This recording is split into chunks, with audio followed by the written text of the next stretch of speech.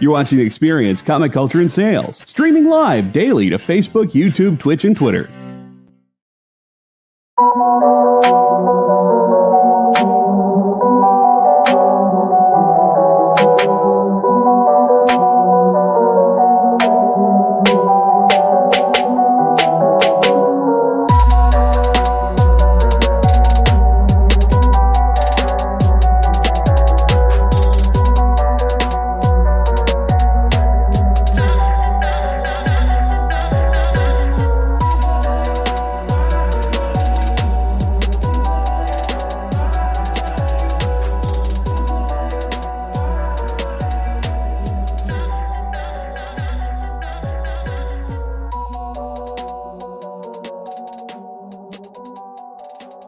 Hey guys, this is another episode of Space Cadettes. I'm Shanice, this is Jena, and this is Bean, and we're going to talk about nerdy stuff, and of course our pick of the week.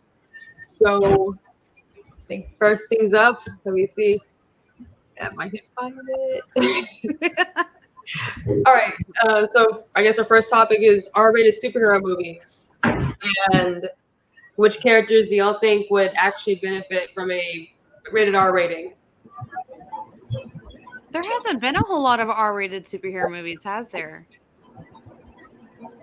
Because I think it's just, is it just the Deadpool movies and Logan? Was Logan R-rated? It was. And the second Suicide Squad movie was too.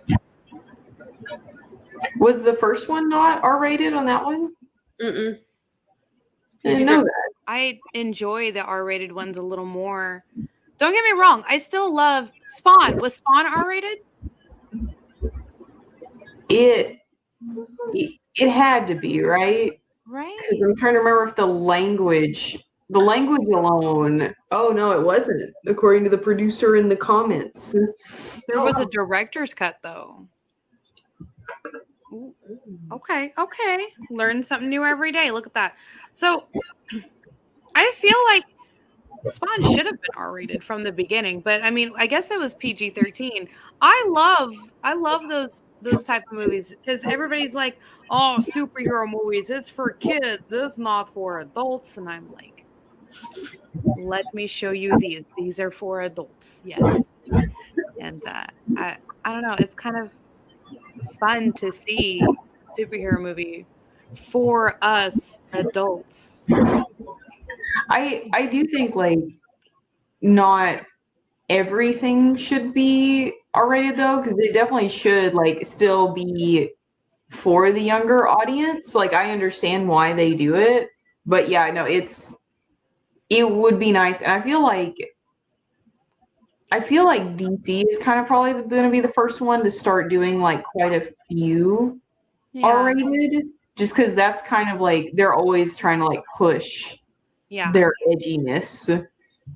I feel like a good rating is like PG-13 for superhero movies, but then like when it gets released on DVD or Blu-ray or whatever, there's like an R-rated cut or a director's cut. I like that idea. But saying that, I don't think I'm trying to remember for the life of me because I can't. Because I know the R-rated Deadpool movies were done by, was it Sony? It was Fox. Fox, thank you, Shanice. Was done by Fox. But now that it's owned by Marvel Studios, aka Disney, I'm not sure if they're gonna do more R-rated ones, or if the Deadpool movies or Deadpool in general turn to PG-13. Because if they do that, then they're gonna have to have like a secondary one where it's like a director's cut or an R-rated version of it. I'm not 100% sure. I think Kevin Feige, he said that Deadpool, now that Marvel has rights to the movies again, that it'll still be like rated R because they know that they can't get away with PG-13 Deadpool no matter how hard they try. Like maybe cameo in other PG-13 movies, but his solo films are going to be a hard R like they should. But yeah, I'm with being like, there are some characters where it makes sense to have a PG-13 or rated PG film, but there are other characters who I feel like they need to be rated R because you kind of sanitize the character a little bit. Like what's his name? Punisher. Like Yeah. his films need to be rated R, and his Yeah. shows need to be like TVMA. It's Yeah. weird. Yeah. I don't know. Because I totally agree with that. Like characters like Spider-Man and Iron Man and maybe even Superman. Those I could definitely see as PG-13. But then you get to characters like some of the Batman storylines and definitely the Punisher and like Deadpool.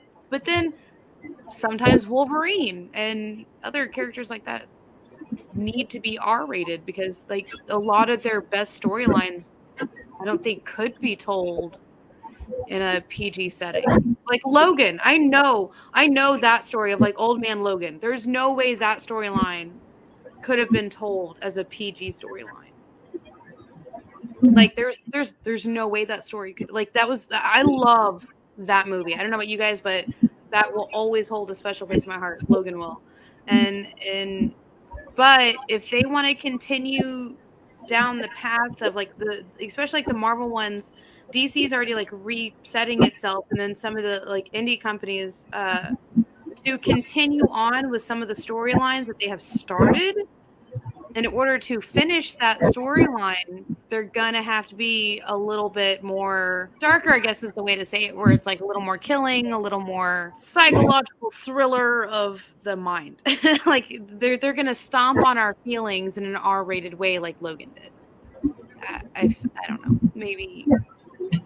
It's interesting to think too because I think I was thinking of like different like characters and like and I think that especially I'm still kind of stuck on like Spawn and seeing like a really good like just completely all like no restrictions, like it can be rated R, who cares, Spawn movie would be awesome. Love that. But it did make me think about the fact that like that's an Image comic. Yeah. A lot of the indies are the ones that would end up going into that territory. Yeah. Because I do feel like a lot of the like Marvel properties, even in comic form, they're not written for kids, but they aren't really written in a way that's like pushing the boundary and being really graphic because it's Marvel, like they do have a wide audience. In fact, I think Marvel released something for a while. It was was it called Marvel Max? Yeah, Marvel Max. Yeah, and that was the more graphic adult what they did. So, and I think DC did the same thing, didn't they? It was called Vertigo. Right? Oh, yeah, Vertigo, that was its own separate thing. Like it was like I guess a sub-publisher under DC. Yeah. I guess the closest equivalent to Marvel Max might be DC Black Label. Oh yeah, yeah. Which Black Label isn't always super like edgy or like really graphic. Although, like, I mean, definitely, I feel like some of the ones that are like, whoa, this comic have been from Black Label. But also sometimes I really have been impressed because I'm not much of one for like gimmicks, and I kind of thought like big comic was a gimmick. Yeah. But then I don't think I've ever read a DC Black Label that's in like the big magazine like format, or what is it called? Is it Prestige? I always forget. I think so. Prestige. Yeah. And they always fully utilize it. Yeah. Like, I know that's not what we're talking about right now, but just shout out to them because like they fully utilize that space. Yeah. Like, nice. Definitely. They needed that more space for it, for sure. But some of the like I see you DC in separating your like Detective Batman, where it's supposed to be good for like 13 and up or like PG whatever, versus your like Dark Knights of Steel or the series Damned, where they made sure that people knew this was adult, this is everybody, this is adult, and I really like how they did that, and I feel like they're kind of doing a very similar thing with their movies because they definitely were like that with their TV shows, but like they're doing kind of like the same thing with their movies where they're like, okay guys, this is the storyline that's for everybody, but this is for you adults. Like know this. This is for adults. Like the Batman. Now, a lot of kids did see it and they did really liked it still, but like I feel like the way that they did the trailer and stuff for that, you knew it was supposed to be for adults. Versus like how Marvel will do it, because they instantly see the Marvel name and they think it's all ages. So I'm not sure how they would be able to venture into making R-rated or darker movies. Now, the Spawn, I think had an R-rated cartoon show back in the day. I believe we talked about, or what it's not R-rated on TV. What is it called? TVMA? MA. Yeah, that's what it is. So that's like the equivalent of R rating on TV. And I think that's what they did with the show. Since the movie wasn't, the show was. Do either of you guys remember if it was? I don't remember. I was actually a little scared when this topic came up because I don't pay attention to ratings at all. I just consume content. Like since I got old enough, since I'm probably like 13 or 14, no regard for what a rating was on anything. So I have no idea. And it's been fun though to actually like sit down and think about it after not ever thinking about that for years of where like what this content is rated as. Oh. I've had to do that recently because I have so many nieces and nephews, and especially when we went camping and it was raining one day, and I set up my tablet and I was like, I don't know if you guys can watch this. So no. The only time I will look at things like that is if I want to show something to my mom. Like, because my mom is like a very like I know there's certain things. Also, there's some things that you don't want to sit down and watch with your parents. At least, like my parents, you know. And I figured out that on IMDb, there's like a parental section. They break it down. Oh. They tell you how many times they say the F word in a movie.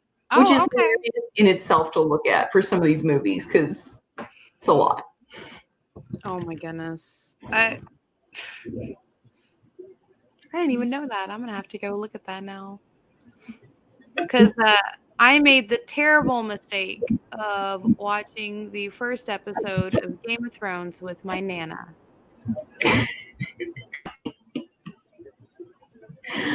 Whew. So, funny story. I had been watching Game of Thrones from the very beginning with me and my husband and two of our, at the time, friends. And it was like almost over, right? Almost over. And went camping with my Nana. And it was a rainy day. So what do we do on rainy days? We set up a tablet, or we set up, we turn on the internet.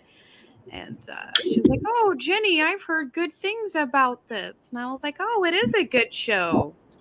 Let's start at the beginning."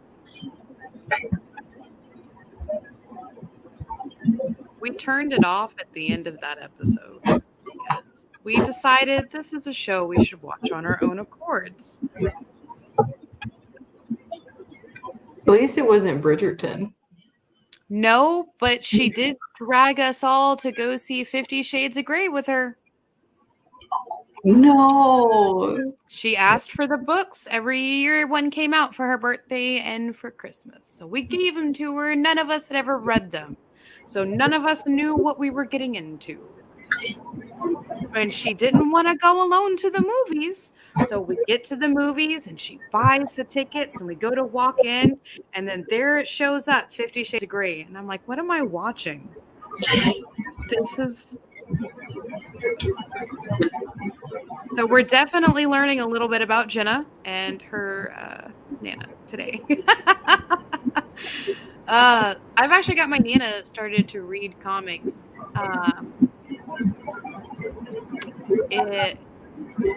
And of course, in true fashion, Batman Damned. Oh. She thought the front of the cover was super pretty and she liked the artwork. She's been a painter her entire life. So when she looks at a cover book, she looks at the artwork first. And I showed her my collection of comics and she picked that one because it was pretty. That's actually the one I was thinking when I was thinking about how Black Label goes really hard sometimes and would be R-rated.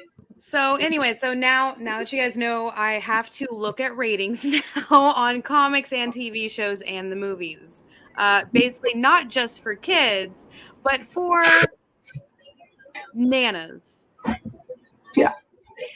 Yeah, like I said, it's weird when you don't have to worry about ratings of anything and then you're around someone that you need to suddenly worry about it with.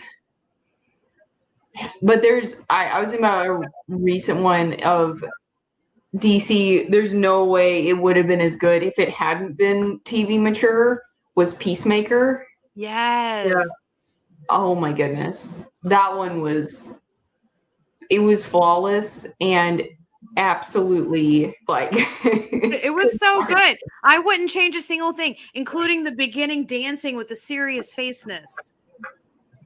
Like, so and good. then, okay, I have to give mad props to the people who did the CGI for the hawk and the dance because they even.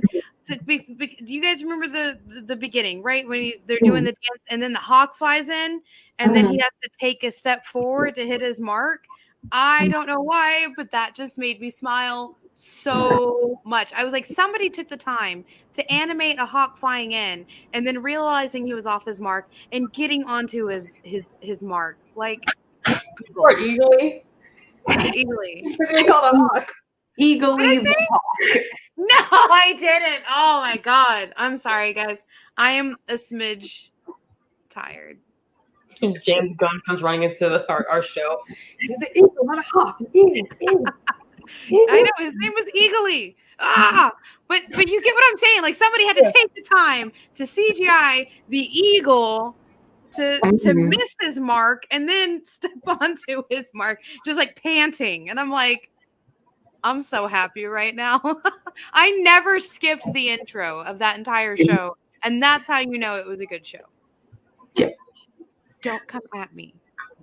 Oh, but what superhero do you guys think would do the best from like having an R-rated movie? I call dibs on Spawn, so that's my best goal I from think we all agree on the Spawn one. Like, yeah. Who would do a really good R-rated? Was Venom R-rated? No. Well, that's just disappointing then. The first one was phenomenal. The second one, less. But if we ever want a true, like, actual, like, Carnage storyline, or like Venom storyline to Carnage to the Spider-Man, like, that's gonna have to be R-rated. And I said this earlier. I think Spider-Man does better with PG-13, but it depends on the story that they do. You know what I mean? Like if they do that, it needs to be R-rated. And Bloodshot needs to be R-rated. Was it R-rated? What? I thought it was. Let me check. I might be incorrect. Don't ever try and make Bloodshot PG, please, guys. Let's keep it R-rated because there needs to be lots of death. Sorry, it was PG-13. PG-13, okay. Which was really good, but can you imagine what they would have done with Bloodshot as an R rating? I think people would have lost their loving minds, and then we would have been able to see Ninjak, and the whole Valiant universe could have kicked off, and it would have been a whole bunch of R-rated movies of death and destruction and just blood, guts, and gore and awesomeness and horror, and a British Ninjak. Okay. Not for language, but for violence. What about you, Shanice? Do you have like a special one in your heart that needs to be R-rated? I got a few, but I guess Constantine, Hellblazer, it's gotta be R-rated. Like I know, I guess you can make the argument. Well, it can be fine as PG-13. It's like no, rated R. I need to hear him swearing and just being like really, really thoughty. So I just need to see everything about this character. Yeah, that's. I mean, there are a few other ones. But I guess this kind of segues into like not just movies, but there are certain characters like with their shows that definitely need to be rated MA. I will die on this hill. I really do think that Moon Knight should have been. I really wish that if the stars were aligned, they could get along. I really wish that had been a Netflix show or something, and would have been able to push certain things about the character.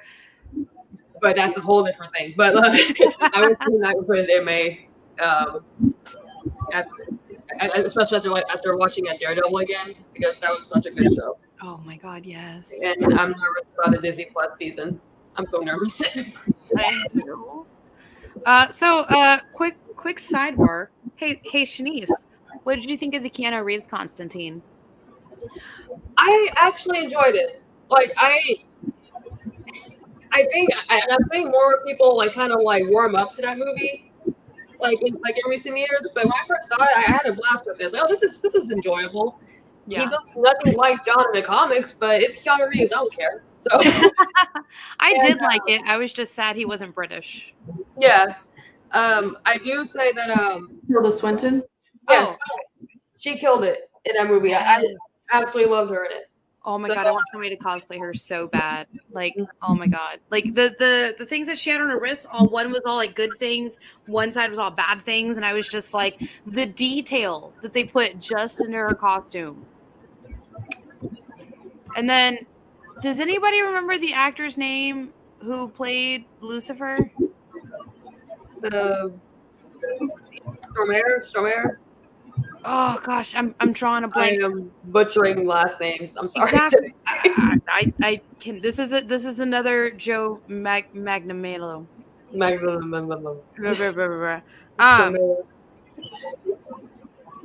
He was perfect. The only time I had seen him before was in Chocolat with Johnny Depp. And he killed that role too. But then he came in as this role, and I was like, oh my God, that is like perfection, because he was supposed to have been a fallen angel. So he still wears the clothes like an angel, but he's just like the right amount of twisted that I loved it.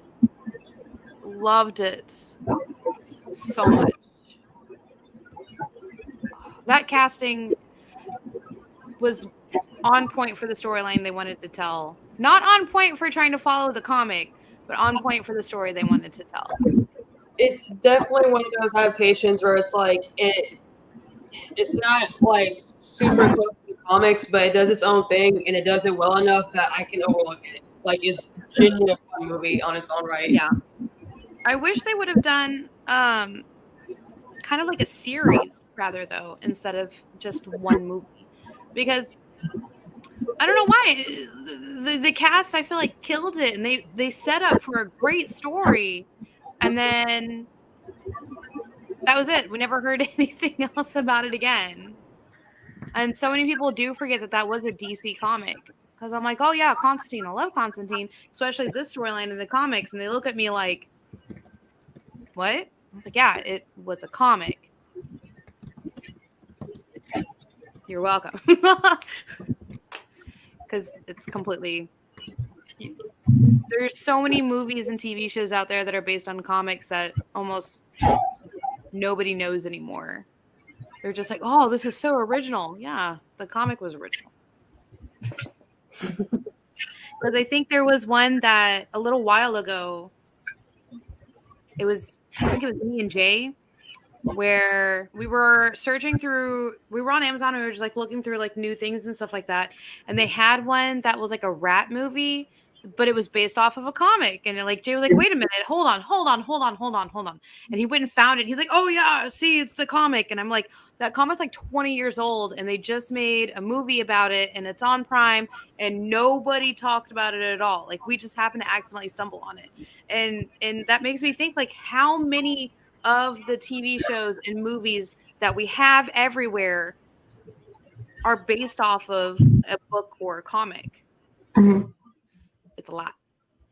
If I love something, I always check to see if there's a book or a comic. Like I do. That's like definitely a thing of like, and sometimes I'll watch a movie and be like, that's so good. It must be based. That my thing is always like, it must be based on a book or something. And then it will be just a movie that someone wrote really good. And I'm like, whoa. Let's just make all of the movies one version PG-13 and one version R-rated. Let's do that. I think violent Guardians. Oh my gosh. That'd be so good. All right. Well, off camera, we're going to talk about what movies we want to see X-rated, and we'll be right back.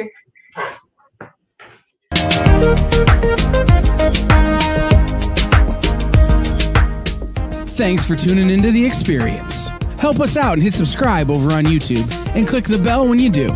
Need some help? Scan the QR code in the bottom corner.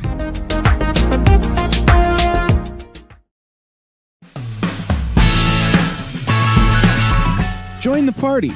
Head over to our link tree to find all the links for everywhere The Experience is all the time.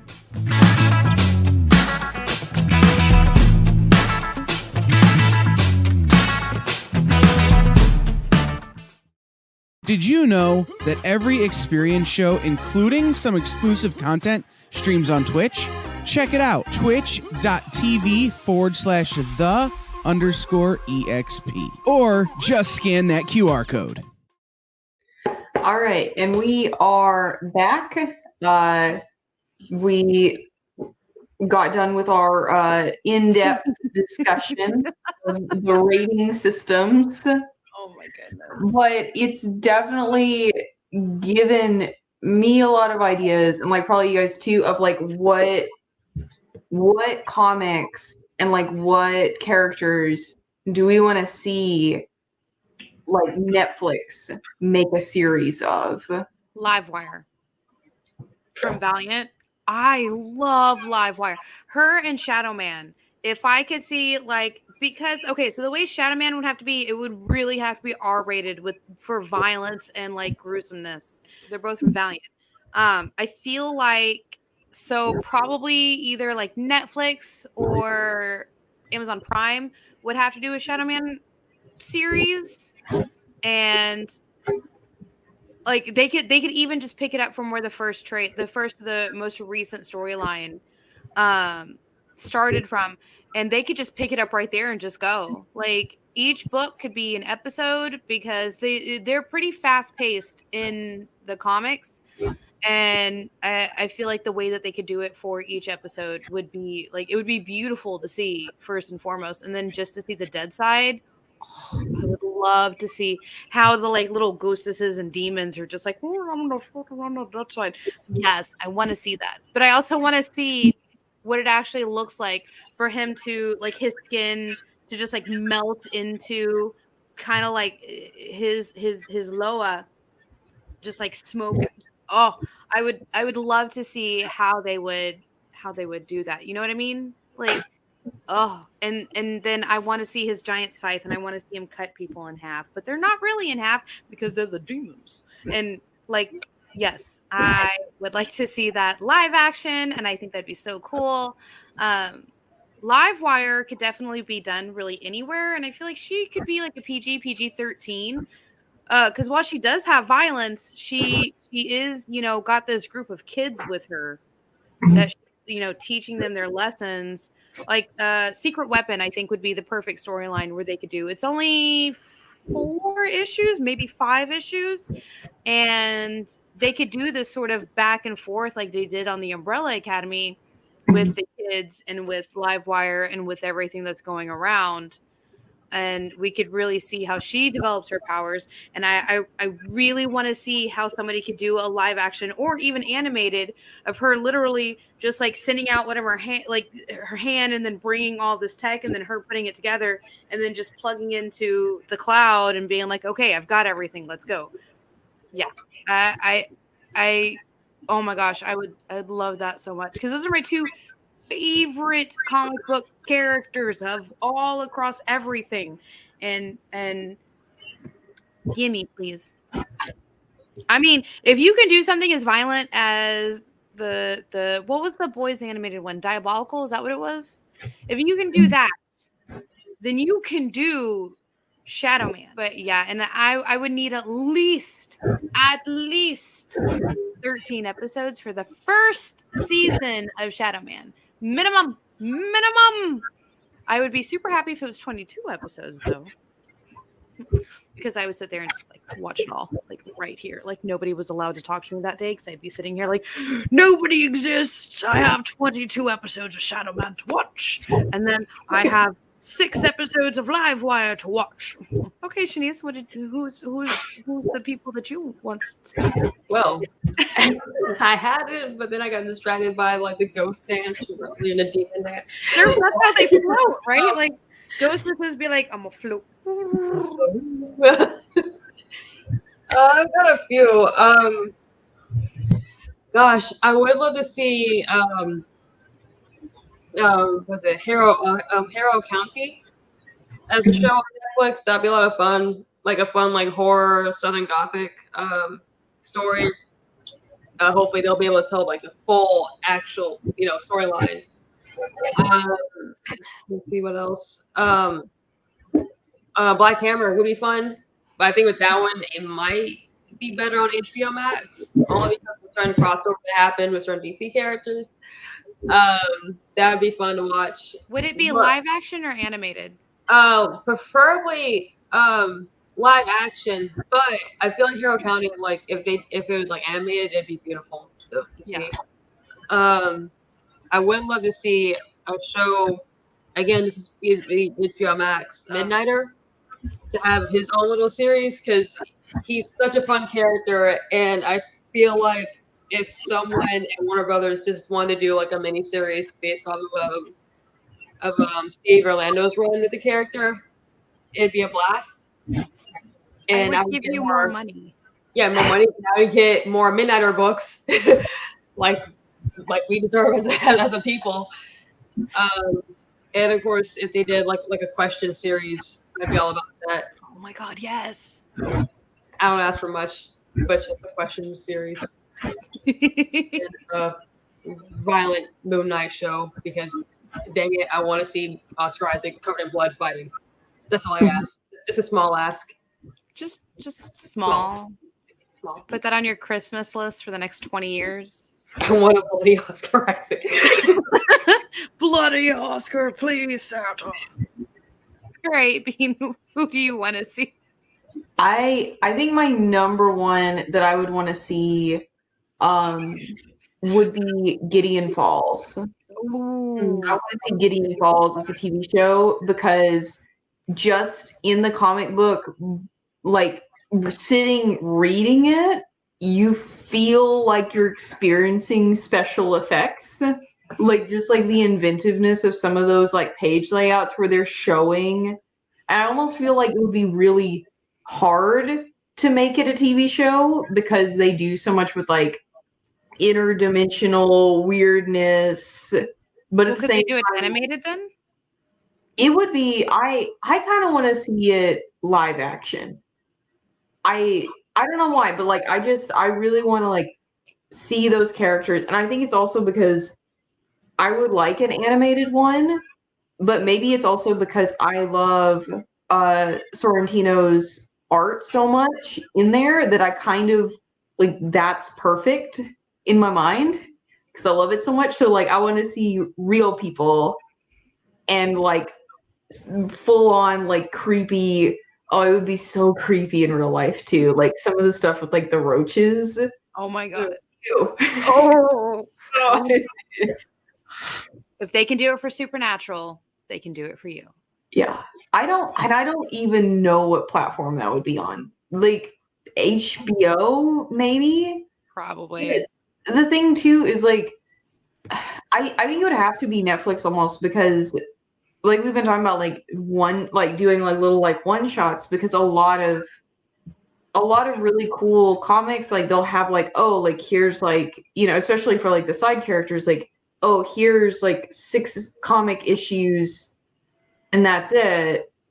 And I know that HBO with all the DC stuff is definitely like pushing it a lot, but they still want a lot of seasons. Yeah. Like they still want continuous. And Netflix is really the only one where they'll just drop a season and then just be like, chunk the deuces, walk away. yeah. I was never here. Yeah. Which is good and bad, because if you want more seasons, but if the story's done at the end of a season, that's great. So I would definitely say Gideon Falls. And I want to throw out one. I know it's really bad.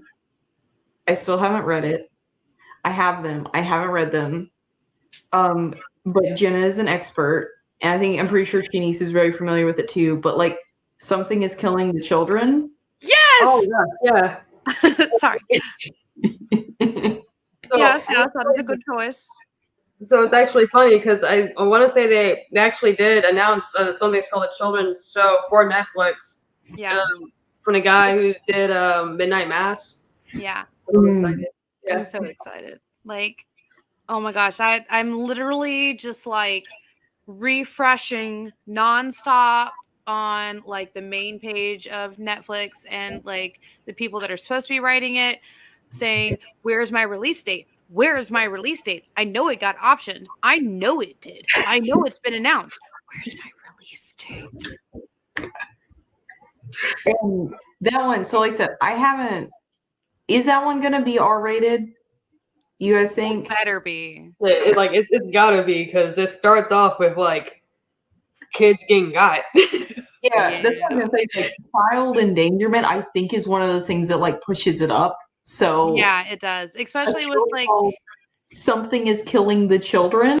Yeah, it might be on pause right now because of the way the world is, but we're gonna have to see. Because Stranger Things, this new season, when it dropped, they actually had to put this was done before things happened. We're so sorry. This may like trigger you like before the show even started.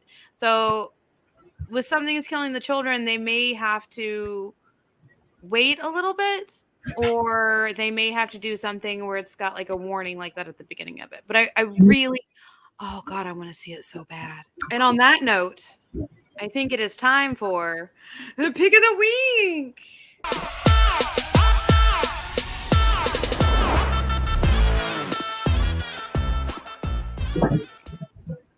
Okay, so Shanice, you want to tell us? So You both dance at the same time. It's like, did I miss a cue? It was me. Dance I'm gonna try again. I saw Jenna start dancing, and I was just like, okay. Pick of the week. All right, so this last week was Shanice's. I feel really bad. I only got to read the first issue, but I already picked up both trade 1 and 2. It was Gotham Central. Oh God. I only got to read the first issue because this week has literally been crazy. Mm-hmm. Absolute insanity. Like, the store has been like nonstop, and at home's been like, it's been, we're prepping for Comic Palooza. It was so good though. I deeply enjoyed it, and I feel so bad for that guy's hands. And I do have a question. Okay, so they were able to save his hands, yes? He has them. I feel like He he's has got them. image. I also only was able to read like the first issue. Yeah. So okay. So we see him at the end of the issue where he's got his hands wrapped up and they're like, get his hands up, go fix his hands. And like they're bandaged and he can use them. Okay. So if they had the stuff to fix his hands, did they not have the stuff to save a person? Well, I think it's too late for the other dude at that point because reasons. But yeah, I think because like his friend got just like blasted by the ice. Yeah, and he did. got, like, cracked off him. He only cracked off his ear. You can live without an ear. No, the other guy was shattered. Or is it After. Yeah. But there was I think it's in the second issue where he got another dude, and I'm like, and then there was this one line that actually legitimately bothered me. For some reason, I don't know why this bothered me so much, where he was like, oh yeah, we need to get Mr. Freeze because once the sun goes down, then he knows that the bats is after him. And I'm like, but didn't you just ask him not to set the signal? Doesn't that mean, Brucey boy over here, he doesn't see the signal. He's just going to hang out at home with some popcorn and his PJs and being like, oh, look at that, a night off. The coppers doing their job. Or is he just going to be like all out and about like, why didn't you signal me? And now I'm going to break your hands. And then I'll go after Mr. Freeze. And it's like the mental image of Batman just like growing up, just going up to the GCPD, just like bothering them because he's mad he didn't pound a signal and sending you for some reason. But when you have a big bad like Freeze, you signal the bats. You are not equipped to take him out. The bats is barely equipped to take him out. You think you can with your frostbit hands? Well, that's like the whole thing is that they're like saying, oh, we want to be able to like deal with this even if he's not here, and if like, we don't deal with the kidnapping. Leave Mr. Freeze alone.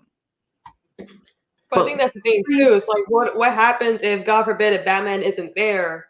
Who are the people in Gotham? Who are they going to rely on? Because it's like, okay, they're Superman. useless if Batman's here, but what if Batman's like, oh, I'm just gonna dip out of space for some reason, and there's nobody between them and Mr. Freeze. Yeah.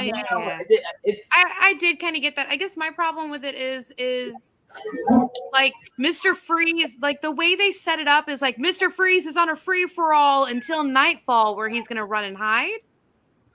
I'm like, that didn't seem right. They're trying to capture him before nightfall when Batman comes out. Okay.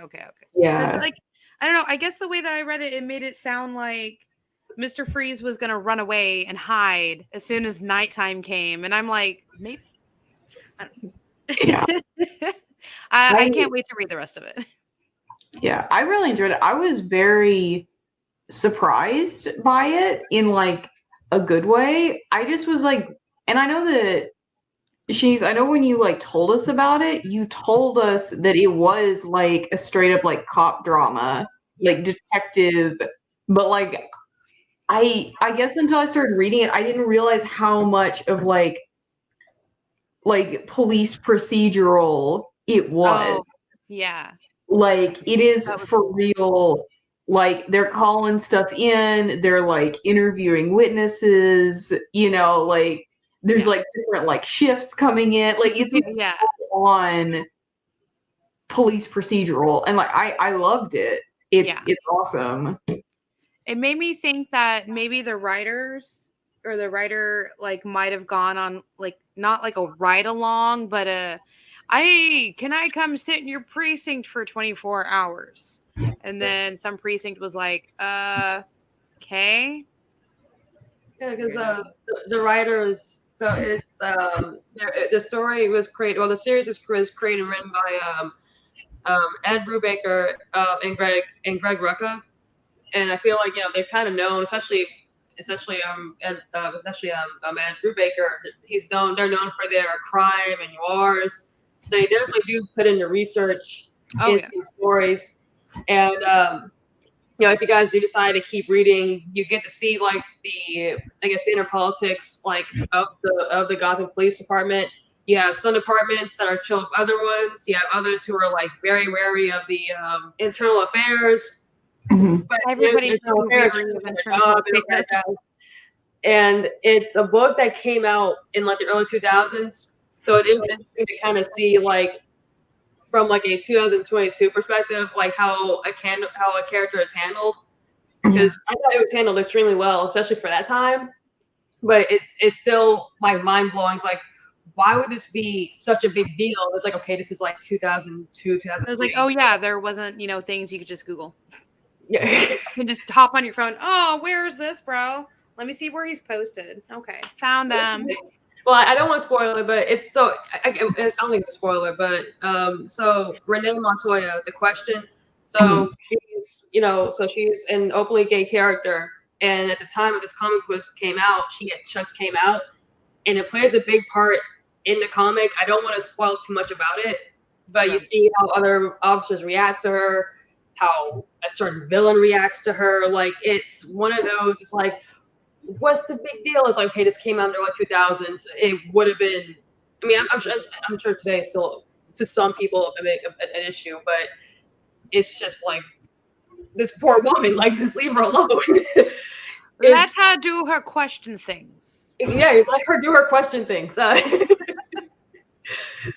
yeah, it's honestly it's one of my favorite DC stories. I always push it on people if I find out that they don't read it. Yeah, like, read this book. Oh, but I do have one question.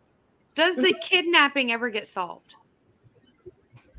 Or does the FBI just get to keep it? Because I see that they turned it over to the FBI, and I'm like, that seems like a lot of paperwork, first and foremost. And second off, the FBI actually has to step in first. So, like, but did it get solved? Because, like, the FBI, like... I want you to read it. I don't want to spoil it. They keep saying it's not related. I doubt, like, push X to doubt that. You know, my conspiracy brain is like, Mr. Freeze, why are you kidnapping people now? I think my favorite part of it from just like the one I got to read so far was where they're sitting there and they're really sitting there discussing, like, why did Victor Freeze do this? Yeah. Why did he do this weird thing? Why did he, and they're like talking about how, like, they're like, this is like something the Joker would do. This is something someone else would do. Why is he doing this? And that was the hook for me, because I'm like, oh, dang. And like, it's set, like the whole story is structured where like they can have that discussion. Whereas in a regular Batman story, like maybe him and Alfred would have that conversation in the Bat Lair, but there's a lot less room for it than in a detective story where they're just regular people. They can't swoop around. They can't drive their $1 billion Bat car. They can't punch somebody until they get answers. Yeah. Well, I mean, they could, but no, bad. Yeah. But that was my favorite thing. I feel like that's like they used it as a way to like really think about things and like discuss them. And I was just like, this is awesome. Yes, I deeply enjoyed it, and I can't wait to read some more of it. I'm glad you guys liked it. Yay! All right, so I think it's my turn for pick of the week. Yeah, it's my turn. This is the world's worst superhero team, Quantum and Woody. Volume 1. You guys can definitely do number 1, but it's literally that is the name of the volume. Volume 1, world's worst superhero team. Quantum and Woody. So these two are brothers. They were best friends when they were kids, and then his parents passed away and was adopted by his dad, but they are like brothers. And then their dad passes away, and they have to figure out what happened. So he is retired military. He is... what is best way to say plays around for stuff and money? He does that. And then they go to see the building that their dad used to work on or work in as a scientist. And then for some strange reason, it explodes and they're in it. But what saves them is these bracelets. They hate each other as adults. And now what they have to do is every 24 hours, they literally have to clang them or their bodies blow up. Also, there's a goat with freaking lasers in its freaking eyes. I was really wondering what that was. Because, like, I was looking on the screen in your little square. I was like, that's some sort of animal. Yeah. It's a laser goat. So they find this goat in their dad's science building, his office, right? And they can't figure out why. And it's not just lasers. Like it's literally apparently so gruesome what this goat can do to people is that it's off panel and you're watching their reactions to what this goat is doing to people. And their reactions are just like, this is the most horrible thing we've ever seen.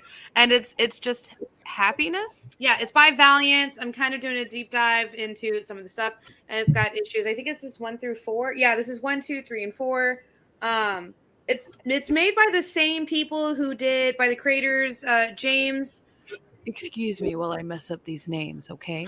Just say it with a lot of confidence, and no one will know. James Asmus and Tom Fowler.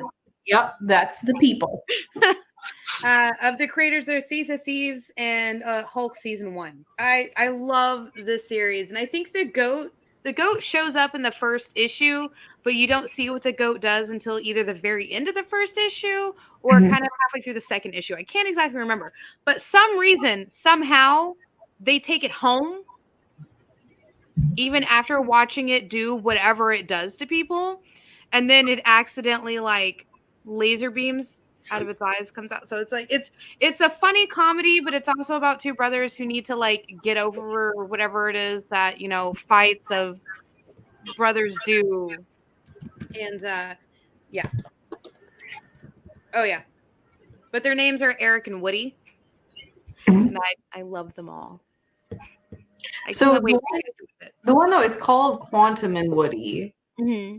And so does the one guy become like they're superheroes, or is their only thing that they clang bracelets together? Oh no, they have superpowers as well. But the thing is, he doesn't want people to know his secret identity, so his family doesn't come get got, and he just wants to be famous. But they do actually have superpowers. Like they can like super punch with like hot magma of powers. Yeah. It's great. It is quite the roller coaster of not just emotions, but also like trying to figure out, do they want to be heroes at all? Like, do they want to just like have themselves? Do they want to be themselves? So like Eric comes up with the name Quantum, so that way people can't figure out who he is. And then Woody literally just wants to be famous. And then all of a sudden there's a goat and, you know, superpowers. And at one point they use their powers so hard they're accidentally naked. They clanged a little too hard, okay? They clanged a little too hard. I'm excited to read it. Oh my gosh. Yeah. So, but this is the cover of like the first one. What they normally look like is right there. So see how they're fighting like brothers do, right? And you get to actually see it kind of touches on base at one point, kind of like when they were kids, of somebody comes up to them and they're like, you know, playing as best friends as brothers, right? And this one dude is like, well, y'all different colors, you can't be brothers. And then they literally fight this dude because they're like, we're brothers. And then getting to see them as adults, like hating each other.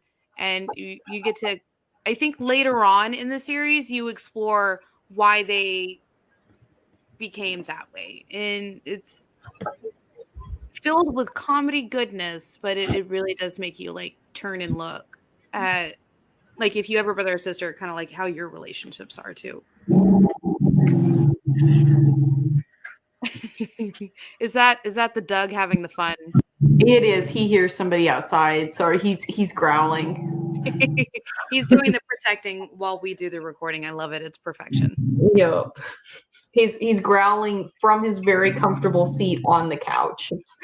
You know, he's guarding from comfort. It's funny. The first time he growled, Hand Puppo over here like looked up, around, and then just plopped back down. Like didn't even put his head down. He was like, huh? Oh. Yeah. Oh my goodness. The buddies. All curled up in his bed with like, he looks like a pretzel right now. He's got his back leg wrapped around his like front leg.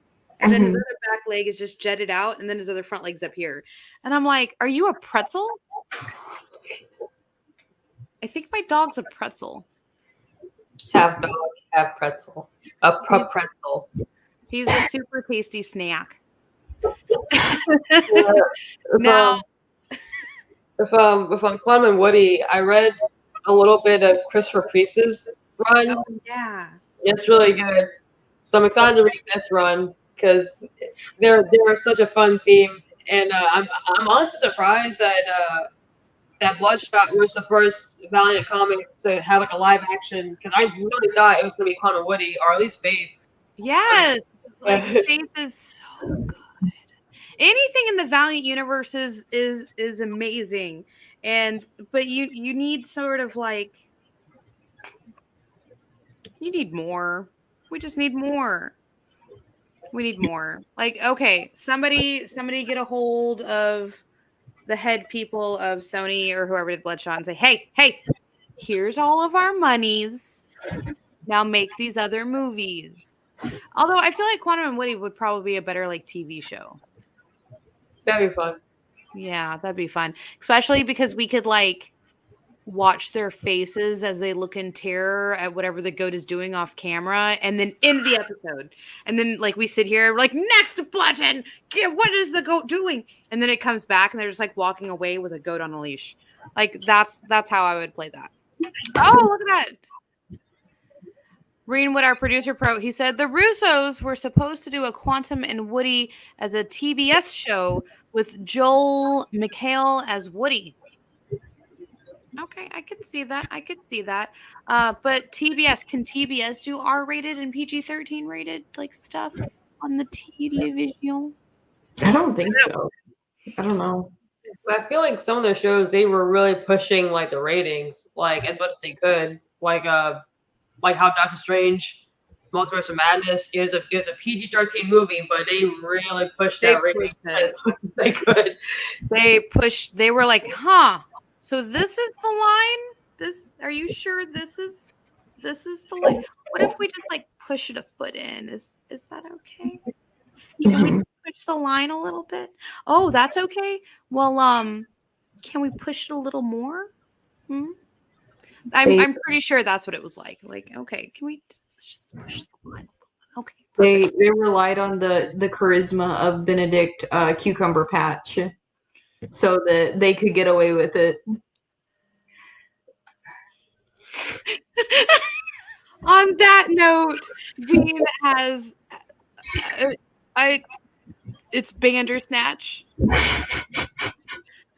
On that note, guys, we're gonna go figure out what names are, and then just forget in 5 minutes. Thank you all for joining us. We will see you again next week for more shenanigans, I guess it is. Bye. Bye.